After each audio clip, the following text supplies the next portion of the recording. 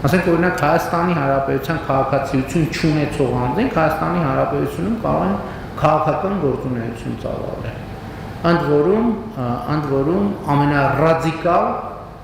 հայացքներ արտահայտելով։ Մենք պետք է ունենանք մեխանիզմներ անհրաժեշտության դեպքում օրենսդրության փոփոխություններ անենք այդ դեպքերում արձագանքելու համար։ Հիմա պատկերացրեք Հայաստանի Հանրապետության քաղաքացի ենթադրենք որևէ երկրում, որևէ օտար երկրում,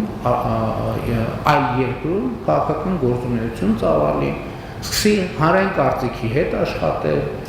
ընդ որում օգտագործելով բոլոր հնարավոր գործիքները, թույլատրելի եւ անթույլատրելի մեթոդները, թույլատրելի եւ անթույլատրելի բառապաշար, դա այսինքն չկա տես նախադեպ ընդհանրապես։ Ոչ մի երկրում ուղղակի չի կարող այդպիսի բան լինել եւ բնել։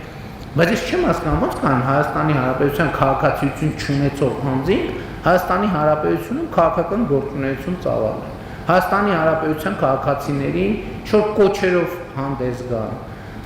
տարբեր գործողություններ անելով, սահմանադրական կարգը տապալելու ուղղված կոչեր հնչեցնեն եւ այլն եւ այդպես շարունակ։ Սա աներևակայելի եւ անթույլատրելի բան է եւ ես որպես Հայաստանի Հանրապետության վարչապետ չեմ կարող նման բան հանդուրժել։ Ընդ որում էլի վերջին շրջանի իրադարձությունների համատեքստում գիտեք ընդհանուր առմամբ շատ է լինում եւ հաճախ է պատահում, որ մեզ մեղադրում են բավարար կամք եւ բավարար խստություն չունենալու մեջ։ Ես այդ մեղադրանքները երբեք չեմ կիսել